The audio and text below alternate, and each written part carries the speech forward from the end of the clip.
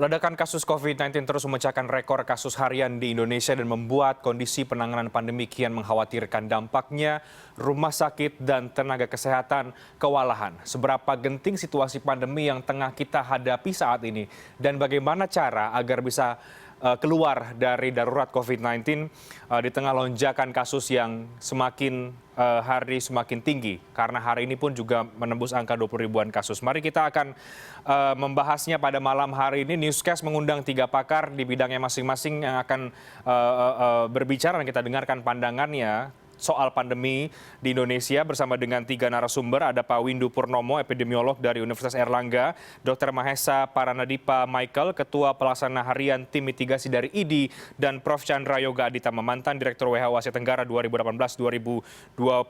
Pak Windu, Dr. Mahesa, Prof. Chandra, selamat malam, apa kabar? Selamat malam, baik. Alhamdulillah. Baik. Ya, kabar baik semuanya. Mari kita coba diskusikan bahwa Bapak situasi pandemi yang tengah kita hadapi karena pekan ini tampaknya kita dikejutkan ya, dikagetkan dengan angka-angka yang cukup tinggi, menembus rekor harian kasusnya, bahkan 21-an ribu kasus di Indonesia ditemukan pada pekan ini. Saya akan ke Pak Windu dulu, dari perspektif epidemiologis nih Pak Windu. Situasi yang tengah kita hadapi saat ini berkaca pada sepekan terakhir, seberapa genting Pak? Ya memang sekarang sudah sangat genting. Jadi sudah menunjukkan kondisi yang high risk ya, very high risk di kalangan masyarakat. Artinya kalau kita melihat positivity rate ya sudah di atas 40%, ya 40% untuk PCR test ya, yang denominatornya adalah PCR test, itu sudah malah lebih dari 50%. Dan ini menunjukkan bahwa ada 2 hal, bahwa testing itu memang tidak terlalu tinggi sebagai denominator, kemudian penularannya makin tinggi, ya kan? Pembilangnya ini kan sebuah jumlah dari kasus yang positif.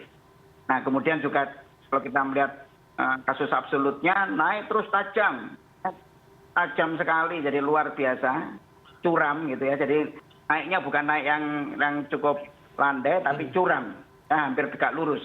Nah ini adalah suatu kondisi yang menunjukkan bahwa kecepatan penularan ini begitu tinggi.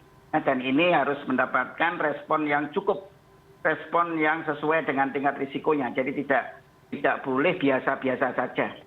Dan saya melihat sekarang ini respon dalam bentuk kebijakan masih biasa-biasa saja. Ya, belum menunjukkan respon yang betul-betul adekuat. Kira gitu, Mas. Oke, naiknya curam ya kalau tadi Pak Windu katakan. Saya ke Prof. Chandra dulu. Prof. Chandra, direspon dengan kebijakan yang tidak biasa-biasa saja. Tadi Pak Windu menekankan itu. Anda punya pandangan yang sama. Anda melihat kebijakan yang sudah diambil pemerintah sejauh ini, melihat menanggapi curamnya penambahan kasus, apakah sudah cukup tepat atau menurut Anda memang masih standar-standar saja? Ya, soal curam, saya mau kasih 3 indikator yang lebih bisa sehari-hari kita lihat. Pada tanggal 15 Mei, kasus baru itu 2.300. Hari ini 21.000 sekian. Jadi kasus itu naik 9 kali lipat. Kalau mau bahasa lebih mudah, kasus itu naik hampir 10 kali lipat dalam 1 bulan. Itu secara jelas menunjukkan bahwa ada sesuatu yang terjadi. Hal yang kedua yang saya yakin kita semua ketahui adalah sekarang ini cukup banyak orang di sekitar kita. Ada keluarga, ada tangga, orang satu RT yang sekarang sakit, tadinya tidak. Jadi itu terlihat dalam kehidupan sehari-hari, dalam WhatsApp group dan sebagainya. Yang ketiga, karena saya kebetulan dokter, teman-teman saya semua dokter, kita tahu semua, teman-teman saudara-saudara yang lain juga tahu bagaimana rumah sakit itu sudah penuh, IGD itu sudah penuh, orang itu antri sudah sampai di luar-luar. Jadi situasi memang bukan situasi yang biasa-biasa saja. Naik sudah 10 kali lipat, rumah sakit sudah penuh, lingkungan kita juga sudah banyak sekali yang terkena. Itu tentang kenaikan atau situasi yang lonjakan curam saat ini. Itu poin pertama. Poin kedua tentang apa yang harus dilakukan, apakah sekarang sudah cukup atau tidak, kita bisa pakai beberapa patokan. Karena tadi Pak Windu cerita dengan tes saja, kan tes itu kan harusnya 1/1000 seminggu minimal. Sementara angka kita belum sampai di situ.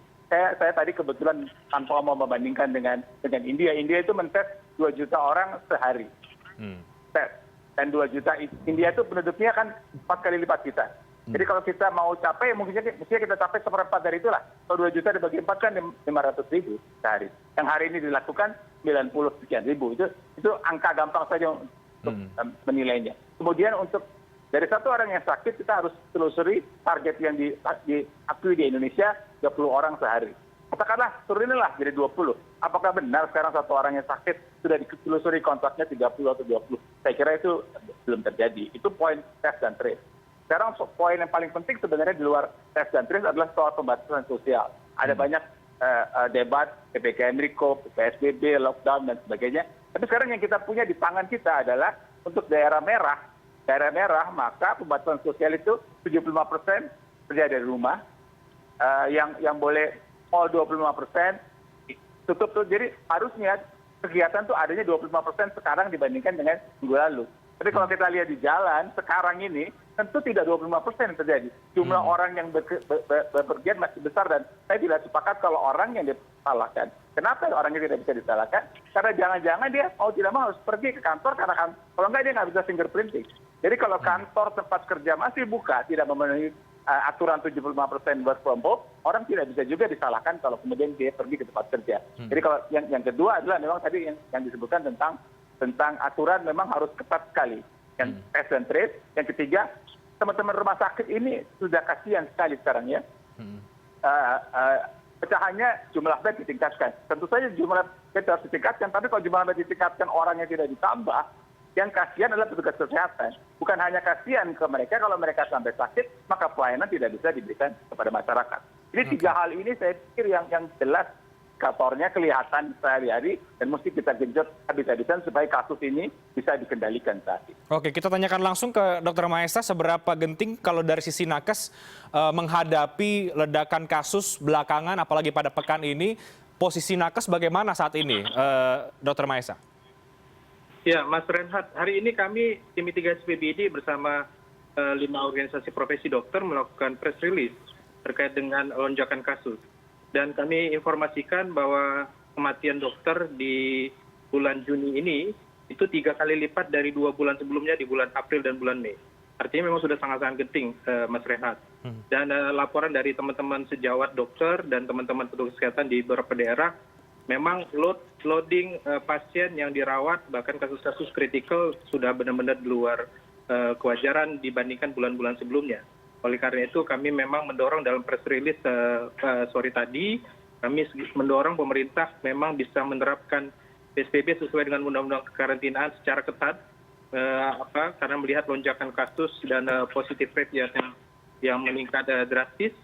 Kemudian juga tracing dan testingnya juga tolong didorong betul-betul bisa memenuhi standar WHO, Mas Renhat. Oke. Kasus kematian dokter bulan ini naik 3 kali lipat, itu tadi Anda katakan. Kemudian mendorong untuk memberlakukan PSBB. Bukan dasar, tapi pertimbangannya apa, Dok? Kira-kira mendorong kemudian untuk memberlakukan PSBB?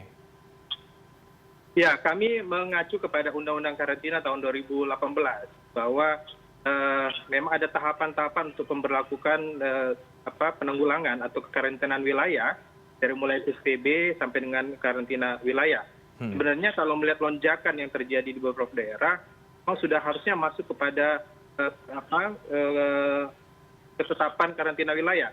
Tapi kami mengetahui memang kondisi berat yang dialami oleh pemerintah saat ini, apalagi pemerintah daerah, maka yang kami rekomendasi saat ini adalah PSBB tapi dengan ketat dan pengawasan yang ketat, Mas Renhat.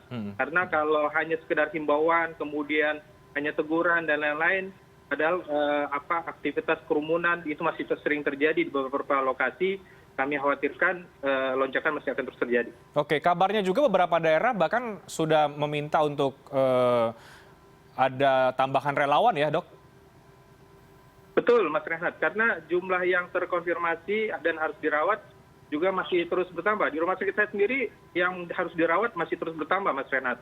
Karena tadi, walaupun tenaga kesehatan sudah divaksinasi, namun karena faktor kelelahan dengan penanganan pasien yang meningkat terlalu drastis, maka ini menjadi resiko mereka tertular kembali. Gitu. Oke, baik. Menarik, saya harus jeda dulu. Prof. Chandra, Dr. Maesa, dan juga Pak Windu, kita akan diskusinya kita lanjutkan nanti usai jeda. Kami juga akan membahas soal pengawasan dan juga perspektif dari Anda bertiga, termasuk juga tadi sorotan dari Prof. Chandra soal perkantoran ya. Mengapa ini juga menjadi sangat penting meskipun sudah ada pemberlakuan WFH 75%. Kita break, kami akan segera kembali sesaat lagi.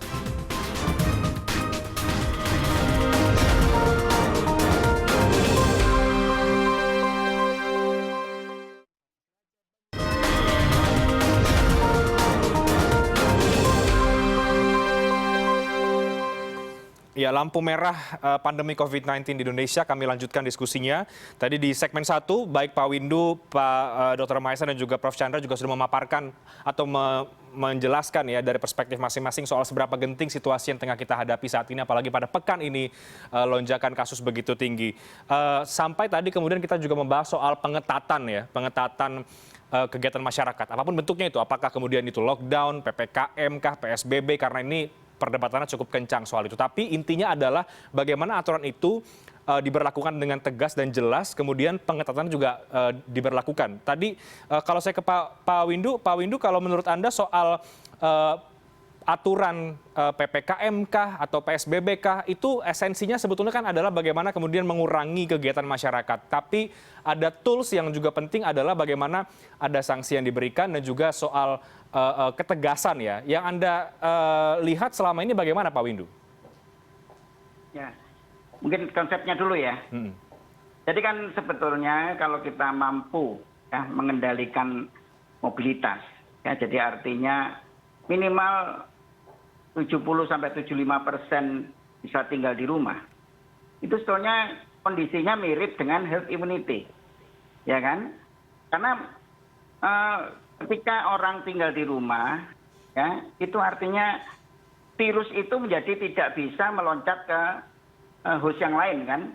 Ya, karena dia hanya berada dari inangnya semula itu, kemudian mati dah kalau dia tidak mampu melakukan transmisi ke orang lain. Jadi kalau 70%-75% itu betul-betul tinggal di rumah, ya tinggal di rumah, betul ya, bukan kemudian masih tetap ada yang jalan-jalan dan sebagainya, hanya tertulis saja 70% rumah, 25% yang boleh di kantor dan seterusnya ya. Tetapi kalau kemudian kenyataannya tidak seperti itu, kantor tetap juga ramai dan sebagainya, pusat perbelanjaan tetap ramai, maka itu tidak akan efektif apapun. Tentang nama tidak peduli ya. Nama itu nggak terlalu penting. Karena juga kadang-kadang kita sering cuma papan nama saja ya.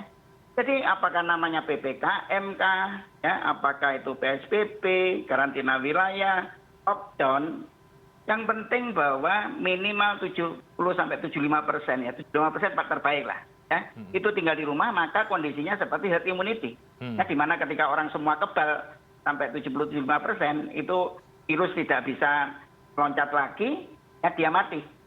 Itu ada prinsipnya. Nah itu bisa nggak dilakukan itu? Betul-betul. Jadi bukan hanya aturan saja, tetapi tidak ada implementasinya gitu loh. Jadi pengawasan seperti yang sampaikan tadi harus betul-betul dilakukan dengan sanksi yang tegas. Ya, jadi tidak pandang bulu. Artinya orang betul-betul tinggal di rumah, stay at home minimal ya sebetulnya 2 kali masa infeksiusnya. Jadi kalau virus itu masa infeksiusnya antara 10 sampai 14 hari gitu ya 2 kali itu. Maka itu betul-betul kita bisa membuat virus itu berhenti ya dan akhirnya mati, selesai. Nah gitu. Jadi sama seperti yang sudah dilakukan dan dialami di negeri lain. Ya, seperti India misalnya, dalam waktu 1 bulan saja ketika dia melockdown ke negara-negara bagiannya sampai 98%, malah luar biasa nih, 8% dari 1,3 miliar penduduk India itu bisa stay at home, bisa berhenti, ya. Maka dalam waktu yang singkat 1 bulan aja sekarang sudah 1/9 kali dari puncak yang kemarin 1 bulan yang lalu, ya kan? Itu menunjukkan bukti bahwa menghentikan pergerakan manusia, ya, dia tinggal di rumah, itu betul-betul bisa menurunkan kasus. Saya kira itu, Mas. Oke, oke. Tapi kalau PPKM Mikro yang kemudian diputuskan tetap diberlakukan oleh Pak Presiden, Pak Windu, menurut Anda itu indah di konsep tapi sulit diimplementasikan atau bagaimana, Pak Windu? Konsepnya pun tidak tepat. Mikronya itu yang kata mikronya tidak tepat ya, karena dia berbasis pada RT di dalam zonasinya. RT kan disonasi dari hijau, kuning sampai dengan merah kan ya. Kan kita tahu. Sekarang sesungguhnya ya kalau kita mau jujur ya, sebetulnya kasus yang kita punya itu betul-betul sangat underreported ya. Jadi kalau saya hitung itu bisa kasus yang sesungguhnya itu antara 8 sampai 14 kali ya dari yang dilaporkan. Bayangkan. Jadi kalau ada RT hijau, apa betul hijau? Nanti orang boleh bergerak di situ di RT hijau. Apa yang terjadi? Maka dia bisa tertular atau menulari orang lain. Karena apa? Kita kan tidak bisa mendeteksi dengan baik ketika testing dan tracing itu lemah gitu ya. Sehingga RT yang hijau dan kuning itu saya sering bilang, jangan hijaunya hijau mangga, dalamnya merah, atau kuningnya kuning delima, dalamnya merah. Jadi konsep PPKM Mikro itu sebenarnya di dalam artian ini ya, zonasi RT ini tidak tepat. Ya ketika pembatasannya di tingkat mikro nggak tepat. Tetapi konsep satunya yaitu dalam artian partisipasi masyarakat benar gitu ya. Partisipasi masyarakat, pemberdayaan masyarakat benar karena kita harus memerangi ini mulai dari tingkat yang paling bawah. Tetapi kalau yang dimaksudkan adalah mikro lockdown itu nggak betul. Jadi betul-betul harus sangat masif ya, satu distrik satu kabupaten kota minimal. Gitu. Oke, Prof Chandra ada tambahan Prof dari Anda? Ya, kita kan sekarang yang paling dikenal orang itu kan pesan ibu, menjaga jarak, memakai masker, mencuci tangan. Tambahin lagi 2, menghindari kerumunan, minimalisir mobilitas. Gimana bisa menjaga jarak kalau orang harus terpaksa pergi juga ke tempat kerjanya? Tentu akan lebih bagus kalau itu dikendalikan sosial di masyarakat bisa dikendalikan secara maksimal sehingga pesan ibu ini bisa dilakukan begitu dengan baik. Bagaimana bisa 5M minimalisir mobilisasi kalau memang orang harus terpaksa pergi? Bagaimana bisa menghindari kerumunan karena orang harus terpaksa naik kereta menuju ke tempat kerjanya? Jadi untuk ini bisa dilakukan oleh masyarakat 3M, pesan ibu plus 5M. Memang masyarakat punya kewajiban untuk melakukannya, tapi aturan juga harus ada sehingga itu dapat dilakukan. Kalau tidak kan memang tidak fair juga jadinya ya. Jadi semuanya harus berjalan bersama-sama. Aturan harus cukup ketat untuk pembatasan sosial itu. Di sisi lain masyarakat memang juga harus ketat untuk melakukan protokol kesehatan itu secara baik. Itu mesti berjalan sama-sama. Kalau tidak maka ya akhirnya jadi seperti ini. Situasi tidak terkendali dan sudah naik, sekali lagi sudah naik 10 kali lipat dibandingkan dengan 1 bulan yang lalu saja. Oke, itu yang kemudian tadi Anda soroti soal kebijakan WFH misalnya ya, kita ambil contoh begitu ya Prof? Ya, salah satu di antaranya itu. Kan bukan hanya WFH, kan juga pengunjung mal 25%. Sebetulnya begini ya, kalau WFH itu hitam putih 75%. Tapi kalau dia bilang pengunjung pasar 25% yang masuk itu mungkin agak abu-abu begitu ya. Apalagi kalau menaikkan jam tutupnya dari jam 9 malam jadi jam 8 malam. Beberapa negara cara seperempatnya nggak begitu. Cara seperempatnya adalah tokonya digilir. Tidak semua buka. Sebagian tutup. Itu ada satu. Ada cara lain mengatakan sekarang mall yang pasar ini yang buka, habis itu pasar itu yang buka, hari berikutnya pasar itu. Seperti konsep zaman dulu, pasar Minggu, pasar Senin, pasar Selasa gitu. Tapi semuanya, apapun semuanya pada prinsipnya adalah pada saat kasus sedang tinggi-tinggi seperti sekarang ini, kita mesti minimalisir semaksimal mungkin kontak antar orang sehingga kemungkinan tertular itu menjadi lebih kecil. Apalagi kalau sekarang cerita varian Delta, cerita di Australia menular dengan lebih cepat. Kalau orang harus keluar rumah juga karena keharusan berbagai hal, maka itu tentu sangat merugikan untuk mengendalikan situasi di masyarakat. Oke, Dr. Maesa, ketika varian Delta mulai ditemukan, lalu merebak di mana-mana, kemudian juga waktu aturan mudik banyak yang dilanggar begitu ya, banyak orang yang dalam tanda kutip mudik colongan. Apakah kemudian situasi yang dihadapi hari ini memang sudah dikalkulasi? Ya, kalau melihat pandemi selama 1 tahun di tanah air ya, Mas Rehat, di mana mobilitas penduduk juga tidak sepenuhnya bisa kita kendalikan. Walaupun kita sempat merasakan penurunan kasus dalam beberapa bulan terakhir ini, tapi pengawasan yang masih sangat lemah di pintu-pintu masuk, pintu-pintu atau perbatasan, ini yang kita sudah bisa prediksi lonjakan kasus ketika pasca libur panjang hari raya maupun libur panjang yang lainnya. Jadi dengan kondisi hari ini di mana lonjakan kasus di rumah sakit maupun di fasilitas kesehatan, jadi mungkin informasi yang kami sampaikan lonjakan kasus tidak hanya di rumah sakit ya Mas Reinhardt, tapi juga di FKTP ya, baik itu di puskesmas. Jadi ini sungguh sangat mengkhawatirkan. Jadi kita mungkin nggak usah flashback ke belakang persoalan mobilitas ketika Lebaran atau hari raya, tapi hari ini segera harus ada keputusan dari pemerintah untuk segera mengantisipasi lonjakan kasus. Karena dengan banyaknya tenaga kesehatan yang terkonfirmasi dan harus dirawat, kami khawatirkan akan ada kelumpuhan di beberapa fasilitas kesehatan karena tenaga kesehatan sudah tidak mampu lagi memberikan pelayanan dengan lonjakan kasus yang ada. Dan kami khawatirkan kalau terus terjadi, apalagi kami mendengarkan informasi di beberapa daerah tidak hanya permasalahan SDM, tapi juga kelangkaan oksigen dan lain-lain, maka yang kami khawatirkan adalah banyaknya pasien yang tidak tertangani. Kemudian juga adanya kebijakan-kebijakan fasilitas kesehatan karena lonjakan kasus yang cukup tinggi, sehingga kasus-kasus di luar COVID pun menjadi tidak tertangani. Ini juga menjadi persoalan baru. Oleh karena itu, menurut saya tidak usah flashback ke belakang. Sekarang keputusannya segera saja pemerintah buat kebijakan karena mengacu kepada undang-undang karantina. Walaupun pertimbangan antara kesehatan dengan ekonomi, tapi dengan kondisi hari ini harusnya pemerintah lebih mengedepankan pertimbangan kesehatan, Mas Reinhardt. Oke. Jika pemerintah tidak segera mengintervensi secara konkret, Dr. Mahesa, berapa lama nakes kita atau vaskes kita bisa bertahan dengan situasi seperti saat ini? Tapi dijawab nanti, kita break. Kami akan segera kembali sesaat lagi.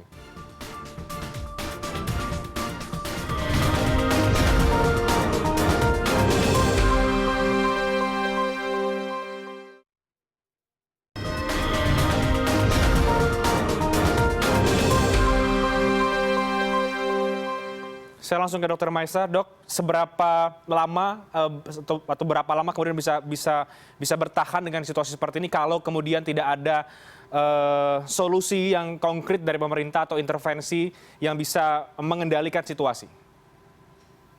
Ya, kalau bulan Juni ini aja sudah terjadi peningkatan kematian dokter 3 kali lipat daripada 2 bulan sebelumnya, dan kasus terus bertambah. Yang kami khawatirkan bulan depan kematian dokter meningkat lagi, Mas Reinhardt. Dan ini yang kami perlu jaga adalah teman-teman dokter yang banyak menangani kasus seperti spesialis penyakit dalam, spesialis paru, anestesi. Ini yang jumlahnya akan terus berkurang dan ini akan menyebabkan lumpuh pelayanan kalau tidak segera diantisipasi, Mas Reinhardt. Karena jumlah dokter tidak serta-merta bisa diproduksi dalam waktu 1-2 bulan ke depan. Dan ini faktor keletihan juga menjadi pertimbangan kita bersama. Kalau terus meningkat, burnout mereka akan meningkat dan resiko mereka tertular juga meningkat. Jadi makanya hari ini kami melakukan preskon sebagai upaya kami mendorong pemerintah untuk segera mengambil tindakan tegas. Oke, kembali mungkin Anda bisa sampaikan bukan kekhawatiran, apa kemudian yang ingin Anda sampaikan, mungkin mewakili rekan-rekan dokter sebagai tenaga kesehatan yang berhadapan dengan pandemi ini di rumah sakit dan juga di vaskes yang lain untuk pemerintah dan juga masyarakat, Dok? Ya, situasi hari ini adalah situasi yang tidak kita inginkan bersama, Mas Reinhardt.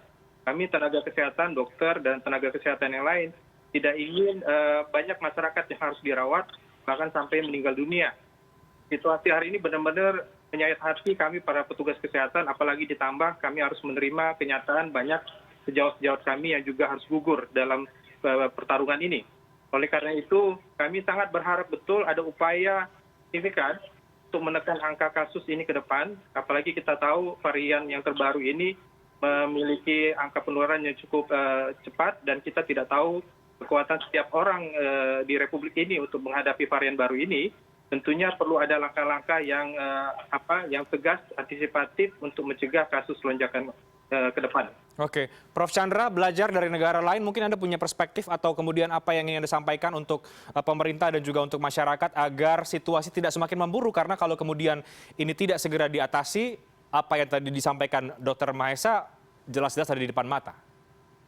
Ada 3 hal yang saya sampaikan, soal tenaga kesehatan ya, soal meninggal tentu kita sangat sedih mendengarnya. Tapi selain itu, teman-teman saya kan dokter spesialis paru ya, teman-teman saya itu sudah 1 orang ada yang menangani 50 pasien, ada yang menangis 100 pasien, itu bukan hanya membuat dia lelah, tapi itu sudah di luar batas-batas yang kewajaran. Itu situasi 2 hari sampai kemarin begitu. Jadi kalau berkepanjangan terus memang bukan hanya tidak bagus buat petugasnya, tapi juga tidak bagus untuk masyarakat. Itu poin pertama yang ingin saya sampaikan.